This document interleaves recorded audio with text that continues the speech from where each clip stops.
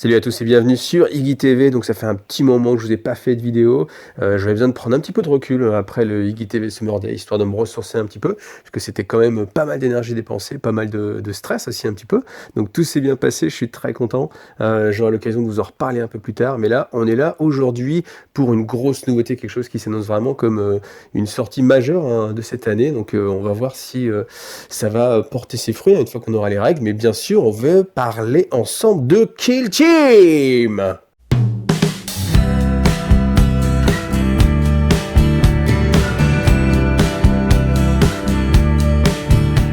Alors rapidement comme ça je vais représenter ce que c'est Kill Team. Kill Team ça va être un nouveau système de jeu. Donc on parle bien d'un système, hein, c'est-à-dire que ça va pas être une adaptation de 40 000, ça va pas être une adaptation de Necromunda. C'est vraiment un nouveau système pris à part. Donc et on nous promet vraiment beaucoup de choses hein, sur ce Kill Team. On nous dit que ça va être un système qui va lier toutes les meilleures choses qu'on peut trouver et dans 40 000, avec les règles simples, faciles à apprendre, un système équilibré comme ce qu'on peut trouver dans Shadespire, aussi un système évolutif avec une campagne, avec ces persos qui vont gagner des compétences comme dans Necromunda. Donc moi j'attends beaucoup de ce mix parce que c'est vrai que ce qu'on a vu avant, Shadow War, hein, qui était la préquelle on va dire de Necromunda, c'était pas mal, mais du coup c'est vrai que c'était un petit peu décevant sur certaines choses, hein, la règle, quand il y a un Space Marine qui se fait tirer dessus et que du coup il se mettait à paniquer parce qu'il y avait eu un tir qui passait, c'est vrai que c'était un petit peu dommage, un petit peu léger. Donc je pense que ça par exemple, vous voyez, typiquement c'est une règle qui va disparaître de Kill Team.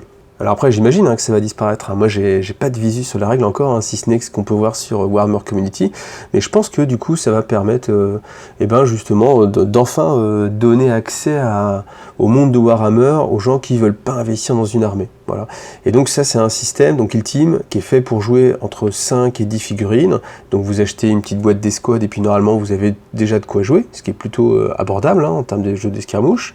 Et puis après on vous promet que ce système il va donner lieu en fait à d'autres jeux qui vont utiliser justement ce système. Donc là on a cette image là, Kill Team avec Rogue Trader. Donc au début c'est vrai que moi j'étais un petit peu perdu, je captais plus, je me dis mais qu'est-ce que c'est Rogue Trader, je pensais que c'était un jeu à part, parce qu'on a vu hein, des images hein, de Rogue Trader, je vous ai pas mis là, mais en fait on voyait vraiment des figurines magnifiques et je pensais que ça allait être un jeu à part, et en fait il y a quand même marqué Kill Team. Donc à un moment je me suis dit bah tiens, Kill Team c'est Rogue Trader, et en fait c'est ça l'idée, c'est que le système Kill Team ça va être justement un système de jeu, et au lieu d'à chaque fois inventer un nouveau système de jeu chaque fois qu'ils sortent un petit jeu, comme Bataille pour Prospero ou ce genre de choses. C'est vrai qu'à chaque fois c'est un petit peu compliqué hein, parce que les gars ils sont obligés de réinventer un système de réinventer la roue quasiment, j'allais dire. Donc là pour une fois vous aurez le système Kill Team, donc comme ça vous n'aurez pas besoin de vous farcir un nouveau système. Donc on espère vraiment que la mécanique va être rodée et aux petits oignons. Et puis après voilà, libre cours à Games Workshop, là on aura du Rogue Trader sans doute pour Noël. Alors ça c'est toutes les armées qui vont être jouables quand vous allez avoir directement la sortie du bouquin. C'est-à-dire qu'à l'intérieur du bouquin, on va avoir des listes d'armées pour ces factions. Alors bien sûr, on ne pourra pas tout jouer, hein. C'est-à-dire que là, on a vu un petit peu, par exemple, des Ptus Astartes. Donc on va avoir du Space Marine classique, on va avoir du River, on va avoir de l'Intercessor, et on va avoir du Scout. Donc Exit les Terminators, par exemple, hein, ce genre de choses. Donc il n'est pas exclu qu'après, peut-être au cours d'un White Dwarf ou ce genre de choses, ils sortent, on l'avait déjà vu hein, pour Shadow War, ils sortent des petits kits en plus pour faire des petits kits de règles, pour pouvoir jouer d'autres personnages, mais bien sûr, on n'aura pas de véhicule, on n'aura pas de Dreadnought, ce genre de choses. Donc là, c'est toutes les factions qui vont être jouables, a priori, sachant que dans la preview du Genestealer Cult, il y avait une petite phrase où il disait, bah attendez, vous pourrez même jouer un Genestealer Cult Skitari. Donc c'est-à-dire justement du culte Mechanicus qui serait affilié au culte Genestealer. Donc est-ce que ce sera juste esthétique, ou alors est-ce qu'au contraire justement il y aura vraiment des règles? J'attends de voir, hein. On va attendre de voir la boîte. Donc dans le bouquin bien sûr vous aurez différentes missions, hein. Kill Team ça va être un jeu à mission, vraiment, parce que bon évidemment si vous avez 5 figurines contre 5 figurines et que c'est juste du deathmatch, à mon avis ça va vite tourner en rond, donc c'est pour ça que c'est intéressant. Après ce petit tableau il est bien aussi parce qu'il vous montre en fait l'arbre de compétences. Donc voilà, c'est l'exemple démolition. Donc démolition level 1, vous gagnez cette compétence-là. Ensuite, level 2, vous choisissez soit pyromaniaque, soit grenadier. Et puis, ça vous offre en fait une évolution. Si j'ai pris pyromaniaque, je vais encore plus me spécialiser là-dedans, saboteur ou sapeur. Et si j'ai envie d'autre chose, eh ben, il faut que j'atteigne le level numéro 4. Le level numéro 4, je peux me spécialiser. Je peux prendre par exemple Hammerhound, même si j'ai pas choisi la spécialisation grenadier. Donc c'est assez simple, c'est assez intéressant, et puis ça permet d'avoir une évolution qui me paraît simple, pas forcément extrêmement forte, mais qui permet quand même de personnifier un petit peu ces bonhommes. Alors, qu'est-ce qu'on va trouver dans les sorties? Eh bien sûr, un livre séparé, donc soft cover, c'est-à-dire une couverture souple, à 32,50 €. Donc ce livre, il y a un peu plus de 200 pages, donc ça va détailler bien sûr toutes les factions, comment jouer, et puis tout ce qui est campagne, comment utiliser le décor, etc. Moi, je suis assez curieux de savoir justement comment on utilise les décors, hein, parce que là, on voit déjà la boîte de Kill Team. Quand on voit les décors, on voit qu'ils sont assez hauts pour aller d'un étage à un autre, et je me demande vraiment comment on peut grimper d'un étage à l'autre, parce que comme il n'y a pas d'échelle non plus, je me demande vraiment comment ça va être géré. Alors cette boîte de Kill Team, elle va coûter 105 €. Et pour 105 €, vous allez avoir donc un tapis de jeu. Alors a priori, le tapis de jeu, ça va être du cartonné, hein. Ça vous avez l'habitude, on l'a déjà vu dans les différentes boîtes qui sont pu sortir. A priori, il sera recto verso, je pense, j'imagine, avec un format un petit peu spécifique. Alors on peut se demander pourquoi ce format, parce que c'est justement un multiple des boîtes en fait Games Workshop. Donc c'est pour ça que on a un format un petit peu bâtard. Donc on va avoir des dés évidemment, des figurines, donc du Skitari et du culte Genie Stealer. Puis tout un tas de fiches évidemment. Alors je vais pas détailler directement parce qu'on va revenir dessus. Là ce qu'on va voir d'abord, c'est les décors. Les décors, il va y avoir 5 boîtes qui vont sortir. Donc déjà il y aura tous ceux qui vont être de type gothique. Donc là on va avoir une petite boîte qui va commencer à 30 €, une boîte de ruines. Donc je ne l'ai pas trouvé d'éclaté, mais on voit qu'il y a 6 petits éléments qui font des petits coins, 6 petites ruines. Donc ça me fait penser à ce qu'il y avait dans la boîte de la V3. Je ne sais pas si vous vous rappelez, mais un décor qu'on avait l'habitude de voir, un angle avec un petit étage. Ensuite, la deuxième boîte, c'est l'Administratum. Donc là par contre on a un éclaté, donc 40 €. C'est là où on peut se poser la question vraiment de comment on fait pour monter les étages. Est-ce qu'on peut passer à travers les fenêtres? Est-ce qu'il faut utiliser la porte? Bon voilà, tant de questions que on aura une réponse justement quand on aura le bouquin. Ensuite, troisième décor, et pas des moindres, le Basilicanum. Donc là, c'est le plus gros décor. On a vraiment ces deux statues qui nous font penser au Space Marine qu'on a pu voir dans le... Alors ça s'appelait les Vestiges de l'Imperium, je crois. Là, vous avez deux statues, plus un petit peu d'étage. Vous voyez, là, on a un deuxième étage. Donc bien sûr, on est toujours un petit peu en ruine, mais ça vous fait un bâtiment qui est beaucoup plus gros. Et enfin, le dernier, c'est le Sanctum. Le Sanctum qui est assez sympa parce qu'il a les arches sur les côtés avec à chaque fois aussi les statues. Alors, malheureusement, si vous voulez faire une belle cathédrale bien remplie, il va falloir acheter un petit paquet de décors. Mais voilà, en tout cas ce qu'on peut avoir dans cette première série. Et puis après, la Killzone Sector Mechanicus. Donc ça, c'est pas vraiment une nouveauté, c'est une ressortie. Donc là, on voit un petit peu tout ce qu'on a à l'intérieur. Donc à l'intérieur, toujours pareil, un tapis de jeu. Alors vous voyez, toujours pareil, les tailles, 22 pouces par 30 pouces. C'est bâtard, mais pour que ce soit un multiple toujours de leur boîte, c'est ça le problème. Par contre, la bonne surprise, c'est au niveau des décors. Parce que si on regarde bien, on a exactement la même chose que ce qu'il y avait dans la boîte de Shadow War, et ce qu'il y a maintenant, et qui coûte actuellement 90 €. C'est la boîte de décor Mechanicus. Ça, c'est ce que vous trouvez actuellement, et ça coûte 90 €.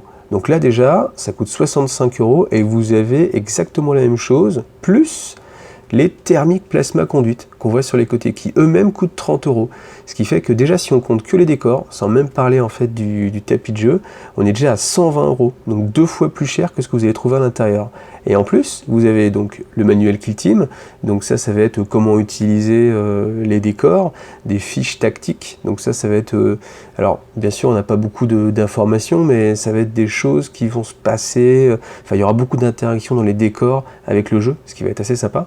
Mais c'est vrai que sur le prix, on peut se poser la question, parce que 65 €, on fait ouais, mais c'est super intéressant. Ou alors, c'est qu'à 90 €, c'était vraiment de l'arnaque. Parce que quand on voit la différence de prix, ou alors ils ont vraiment rentabilisé le secteur Mechanicus à fond. Mais bon voilà, là c'est vrai que le prix est assez étonnant. Donc c'est une boîte qu'on a envie d'avoir, ne serait-ce que pour meubler sa boîte de nécro ou toute autre chose. Donc après là je vais revenir un petit peu sur la boîte de Kill Team, parce que je voulais d'abord vous montrer en fait un petit peu les décors pour avoir une meilleure vision un petit peu de ce que contient la boîte de Kill Team.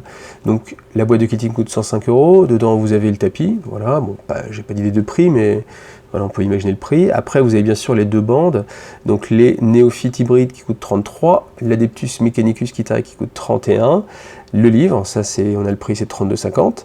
Alors, la petite question qu'on peut se poser, c'est sur les grappes des néophytes hybrides et des Skitari. Alors, on sait qu'elles vont être en plastique coloré, mais est-ce que ce sera exactement les mêmes grappes, juste colorées, ou alors est-ce que ce sera une réutilisation en fait des figurines? On a déjà vu ça en fait, hein, c'est-à-dire que en termes de moule 3D, ça reste enfin, en termes de figurines, ça reste exactement la même chose, sauf qu'elles sont reconditionnées, qu'il y a des petits bits en moins. Là j'avoue je sais pas, on peut pas savoir pour l'instant, donc j'espère bien sûr qu'on aura les bits, hein, surtout qu'à mon avis on peut customiser ces spécialistes, etc.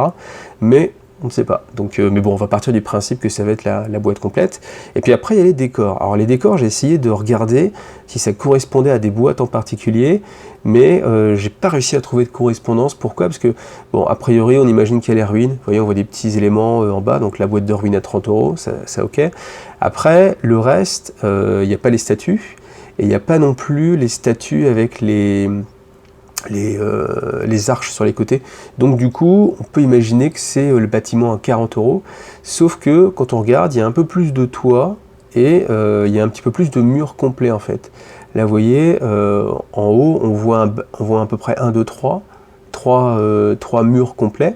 Et à gauche, il y en a au moins 4. Ce qui correspond déjà à l'administratum. Donc, on peut supposer qu'il y aura un tout petit peu plus. Voilà, ça c'est supposition aussi. Donc bien sûr, on va ajouter les dés, le matos de jeu. Et si on compte que ce qu'il y a là, on est déjà à 166,50 €. Donc évidemment, boîte de démarrage, starter set, ça veut dire ristourne. Donc une ristourne d'au minimum 60 €. Donc si on compte, comme je vous dis, les décors en plus, allez, les dés, les matos et tout, on peut peut-être atteindre, je sais pas, 180. Donc voilà, une bonne remise pour que justement vous ayez envie de jouer à Kill Team, hein. Alors ensuite, il y aura d'autres boîtes. Ça, c'est un petit peu la surprise aussi, hein, ces boîtes. Donc on a, alors je sais pas comment on va appeler ça, des boîtes de renfort ou de démarrage d'armée, je ne sais pas.